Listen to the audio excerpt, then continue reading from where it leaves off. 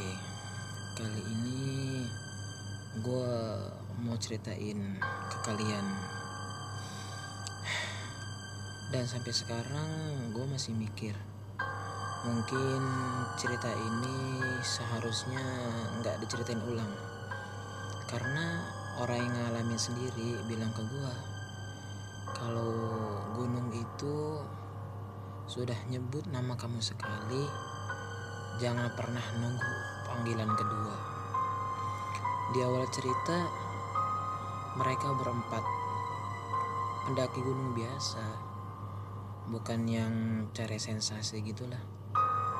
Gunungnya sepi, bukan jalur populer.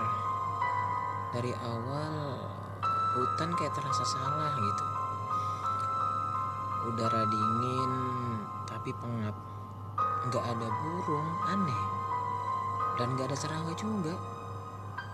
Dan di pos awal, juru kunci ngomong pelan ke mereka semua, naik gunung boleh, tapi jangan ngajak pulang yang bukan teman. Mereka cuma tertawa kecil. Mereka kira cuma bercanda lah. Oke, semakin naik, langkah mereka makin gak sinkron. Kalau berhenti, tanah di belakang masih kedengeran diinjak. Saat dicek, bekas sepatu di lumpur jumlahnya lebih banyak. Kayak ada satu pasang kaki yang selalu telat berhenti. Menjelang sore, salah satu dari mereka dengar namanya dipanggil pakai suara ibunya dengan pelan. Dekat. Dia refleks nengok. Dan sejak itu, di jalan paling belakang, dia selalu diam. Kabut turun tiba-tiba. Jalurnya mulai hilang. Jamnya mulai mati. Dan dari kabut kedengaran suara tertawa kecil, bukan suara senang. Kayak orang yang akhirnya nemu sesuatu gitu. Mereka bikin camp darurat akhirnya. Api kecil, angin gak bergerak. Sekitar jam 2 pagi, suara langkah mulai terdengar. Bukan dari satu arah, tapi muter mengelilingi tenda. Dan tiap putaran jumlah langkahnya makin banyak. Dan ketika jam 3 tepat, semua suara berhenti total dan sunyi. Terus dari luar tenda ada suara berbisik, kurang satu. Nada suaranya bikin bingung, kayak lagi ngitung. Pagi harinya yang dipanggil ibunya gak ada.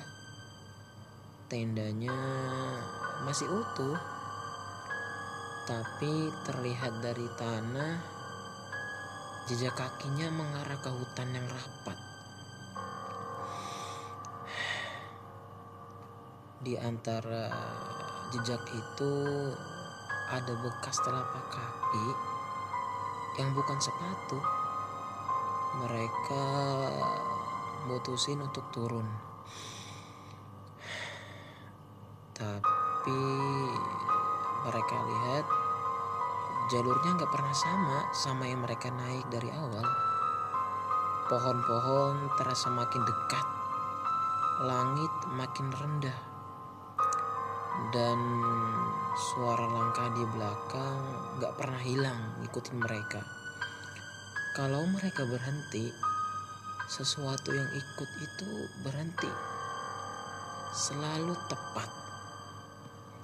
Di tengah kabut muncul seseorang berdiri.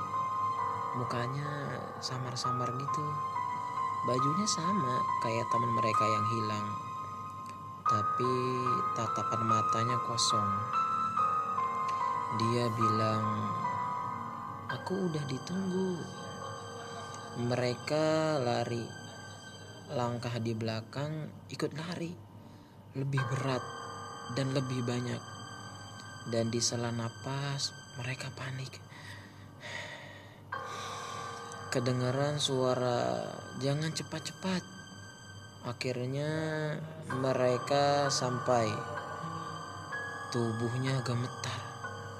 Juru kunci melihat mereka dengan tatapan yang lama.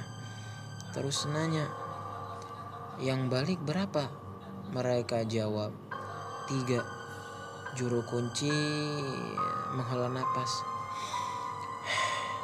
"Harusnya kan 4." Orang itu bilang ke gua.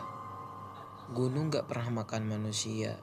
Gunung cuma nyimpen yang jawab panggilan dari sana. Dan mulai malam itu kalau naik gunung dan mendengar namamu dipanggil, jangan dijawab.